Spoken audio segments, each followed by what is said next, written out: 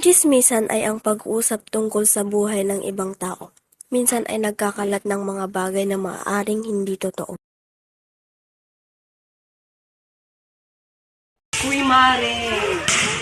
Kilala mo yung anak ni Aling Rota? Bakit? Kapitbahay namin yon. Alam niyo, nakabuntis siya. Alam niyo yung kakubo niya nun? Nabuntis niya, tinakbuhan niya. Oo. Alam mo yung babae pumunta sa akin. Alam mo kung anong sinabi? Ano daw siya? Nagbibigay ng sustento, Mare. Ang parinig ay isang pahayag o komento na sinasadyang ipinaririnig sa isang tao bagamat hindi direkta sa kanya sinasabi upang magparating ng mensahe, puna o kritisismo. Nandiyan na yung anak ko.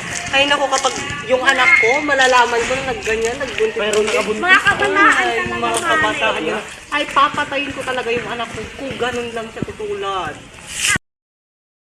Ang paramdam bilang isang kaugalian ng mga Pilipino ay tumutukoy sa hindi direktang pagpapahiwatig o pagpapadama ng presensya, interes o damdamin sa isang tao.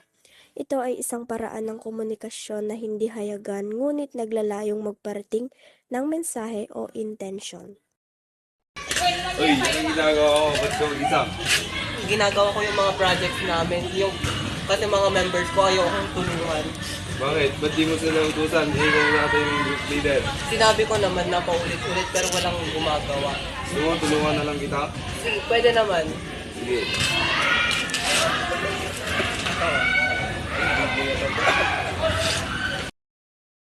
Ang sagasaan ay ang pagbalewala, hindi pagrespeto o pagtrato sa isang tao ng walang konsiderasyon.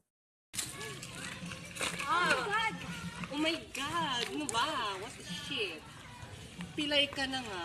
Ang bagal-bagal mong maglakad. Namamangga ka pa. Kita mo na ang pilay, di sana kayo na lang nag-adjust. Tara na nga lang.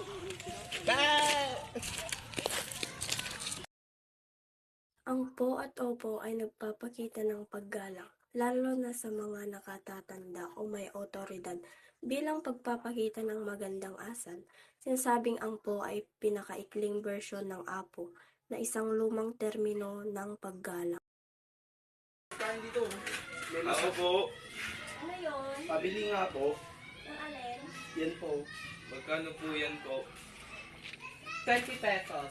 Gusto mo? Opo, pabili nga po ng isa. Isa lang? Opo. Oh, sige. Thank you po. Una na po kami. Patanong ma. Stop na.